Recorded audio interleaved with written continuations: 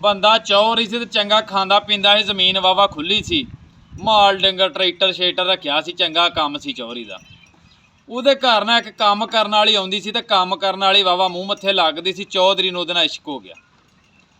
ਚੌਰੀ ਦਾ ਇਸ਼ਕ ਰੂਜ ਕਰਨ ਲੱਗ ਪਿਆ। ਗੱਲ ਵੀ ਘਰ 'ਚ ਲੜਾਈ ਪੈਣ ਲੱਗ ਪਈ। ਚੌਰੀ ਦੀ ਬੇਗਮ ਨੇ ਆਖਿਆ ਕੰਮ ਚੰਗਾ ਨਹੀਂ। ਚੌਰੀ ਨੇ ਉਹਨੂੰ ਆਖਿਆ ਤੂੰ ਘਰ ਰਿਹਾ ਕਰ। ਉਹ ਜਿਹੜੀ ਕੰਮ ਵਾਲੀ ਸੀ ਉਹ ਆਪਣੇ ਘਰ ਰਹਿਣ ਲੱਗ ਪਈ। ਚੌਰੀ ਨੇ ਹੁਣ ਉਹਦੇ ਘਰ ਜਾਣਾ ਕੰਮ। ਜਦੋਂ ਉਹਦੇ ਘਰ ਜਾਣ ਲੱਗ ਪਿਆ ਉਹਨੇ 2 ਦਿਨ ਹੱਥ ਫੇਰਿਆ ਚੌਰੀ ਨੂੰ ਕੰਮ ਵਾਲੀ ਨੇ। ਉਹਨੇ ਕਿਹਾ ਚੌਰੀ ਗੱਲ ਇਹ ਵੀ ਜਿਹੜਾ ਮੇਰਾ ਘਰ ਹੈ ਨਾ ਤੇਰੇ ਮਿਆਰ ਦਾ ਨਹੀਂ।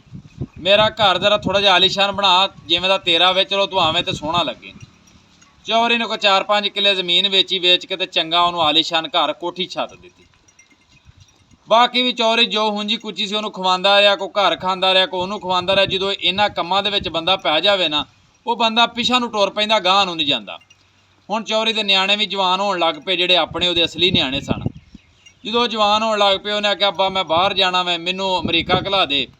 ਉਹਨੇ ਜਿਹੜੀ ਜ਼ਮੀਨ ਕੋ 2-4 ਕਿੱਲੇ ਵੇਚ ਕੇ ਆਪਣਾ ਸਟੱਡੀ ਵੀਜ਼ਾ ਲਵਾਇਆ ਤੇ ਮੁੰਡਾ ਅਮਰੀਕਾ ਟੁਰ ਗਿਆ।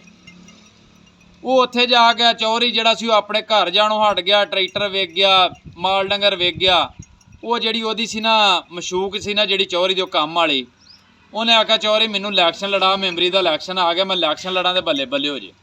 ਚੌਰੀ ਨੇ 2-4 ਕਿੱਲੇ ਹੋਰ ਵੇਚੇ, ਉਹਨੂੰ ਇਲੈਕਸ਼ਨ ਲੜਾਤਾ। ਲੋਕਾਂ ਵੋਟ ਕੋਈ ਨਾ ਪਾਇਆ ਵੀ ਅਸਾਂ ਇਹਨੂੰ ਵੋਟ ਨਹੀਂ ਪਾਣਾ, ਇਹ 2 ਨੰਬਰ ਬੀਬੀ ਏ। ਉਹ ਹਾਰ ਗਈ ਚੌਰੀ ਦੇ। ਉਹ ਪੈਸੇ ਵੀ ਜਿਹੜੇ ਲਾਏ ਸਨ ਇਲੈਕਸ਼ਨ 'ਤੇ ਉਹ ਵੀ ਡੁੱਬ ਗਏ।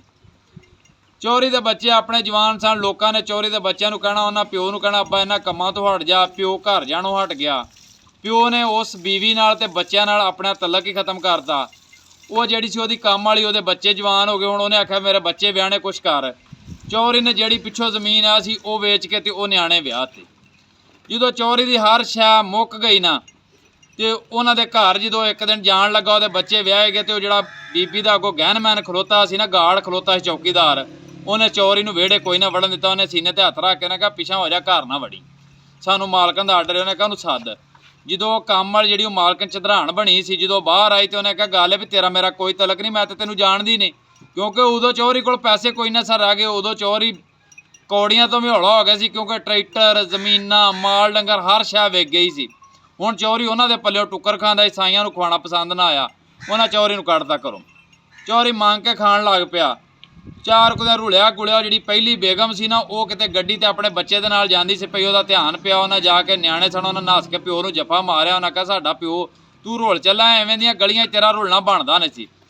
ਲੇਕਿਨ ਉਹਦੀ ਬੇਗਮ ਵੀ ਗਈ। ਉਹਨੇ ਕਿਹਾ ਤੂੰ ਮੇਰੇ ਸਿਰ ਦਾ ਸਾਈਂ ਕੱਲ੍ਹ ਵੀ ਸਾਂ ਤੇ ਅੱਜ ਵੀ ਤੂੰ ਮੇਰੇ ਸਿਰ ਦਾ ਤਾਜ। ਤੇਰਾ ਘਰ ਹੈ ਆਪਣਾ ਆਲੀਸ਼ਾਨ, ਤੂੰ ਆਪਣੇ ਘਰ ਆ। ਪਰ ਉਹ ਪਹਿਲੋਂ ਥੋੜ੍ਹਾ ਸ਼ਰਮਿੰਦਾ ਹੋਵੇ ਨਾ ਜਾਵੇ, ਲੇਕਿਨ ਉਸ ਤੋਂ ਇਲਾਵਾ ਉਹਦੇ ਕੋਲ ਹੱਲ ਕੋਈ ਨਹੀਂ ਸੀ। ਉਹ ਚਲਾ ਗਿਆ। ਬੱਚੇ ਸਨ, ਉਹਨਾਂ ਬਹੁਤ ਜ਼ਿਆਦਾ ਪਿਓ ਦੀ ਕਦਰ ਕੀਤੀ, ਕਿਉਂਕਿ ਉਹਦਾ ਪੁੱਤਰ ਬਾਹਰ ਸੀ ਉਦੋਂ ਅਮਰੀਕਾ, ਕਰੋੜਾਂ ਰੁਪਈਆ ਕਮਾ ਕੇ ਘਰ ਘਲਾ ਚੁੱਕਿਆ ਸੀ। ਅੱਗੋਂ ਇਲੈਕਸ਼ਨ ਆਇਆ, ਉਹਨਾਂ ਨੇ ਆਪਣੇ ਪਿਓ ਨੂੰ ਇਲੈਕਸ਼ਨ ਲੜਾ ਦਿੱਤਾ। ਜਦੋਂ ਪਿਓ ਇਲੈਕਸ਼ਨ ਲੜਿਆ ਤੇ ਪਿਓ ਚੇਅਰਮੈਨ ਬਣ ਗਿਆ। ਉਹ ਪਰਤ ਕੇ ਜਿਹੜੀ ਉਹ ਕੰਮ ਵਾਲੀ ਜਿਹੜੀ ਉਹਨੇ ਰੱਖੀ ਸੀ, ਜਿਹੜੀ ਉਹ ਚਧਰਾਣਾ ਆਪਣੇ ਆਪ ਨੂੰ 2 ਨੰਬਰ ਸਾਬਤ ਕਰਦੀ ਸੀ, ਉਹ ਲਾਗੇ ਲੱਗਣ ਲੱਗੇ। ਉਹਨੇ ਕਿਹਾ ਨਾ ਹੁਣ ਨਹੀਂ, ਮੈਂ ਇੱਕ ਵਾਰੀ ਭੁੱਲਿਆ ਸਾਂ ਜਿਹੜਾ ਸਿਆਣਾ ਬੰਦੇ ਨੂੰ ਇੱਕ ਖੁੱਡੋ ਦੂਜੀ ਵਾਰੀ ਸੱਪ ਨਹੀਂ ਲੜਦਾ। ਮੈਂ ਇੱਕ ਵਾਰੀ ਆਪਣਾ ਤੀਲਾ ਨਹੀਂ ਛੱਡਿਆ, ਪਰ ਆਪਣੇ ਨਿਆਣਿਆਂ ਦਾ ਸਭ ਕੁਝ ਜਾੜ ਛੜਿਆ ਤੇਰੇ ਪਿੱਛੇ। ਲੇਕਿਨ ਉਹ ਮੇਰੇ ਬੱਚੇ ਅੱਛੇ ਸਨ ਜਿਨ੍ਹਾਂ ਨੇ ਅੱਜ ਵੀ ਮੈਨੂੰ ਸੀਨੇ ਨਾਲ ਲਾ ਕੇ ਫਿਰ ਆਪਣੇ ਸਿਰ ਦਾ ਤਾਜ ਬਣਾ ਲਿਆ ਵੇ। ਗੱਲ ਇਹ ਵੀ ਗਲਤ ਕੰਮਾਂ ਦਾ ਗਲਤ ਹੀ ਨਤੀਜਾ ਹੁੰਦਾ ਹੈ। ਇਹ ਕਈਆਂ ਬੰਦਿਆਂ ਨੂੰ ਅਕਸਰ ਇਹ ਲਾਹਨਤ ਪੈ ਜਾਂਦੀ ਏ। ਖਾਂਦੇ ਪੀਂਦੇ ਹੁੰਦੇ ਨੇ, ਲੇਕਿਨ ਜਿਹੜਾ ਕੋਈ ਕੰਮ ਵਾਲੀ ਨਾਲ ਰੱਖ ਲਈ ਜਾਂ ਜਿਹੜਾ ਕੋਈ ਨੌਕਰ ਰੱਖ ਲਿਆ, ਲਾਹਨਤ ਖੱਟ ਲਈ, ਆਪਣਾ ਘਰ ਜਾੜਿਆ, ਆਪਣੇ ਘਰ 'ਚ ਆਪਣੇ ਬੱਚਿਆਂ ਤੋਂ ਦੂਰੀ ਪਾਈ।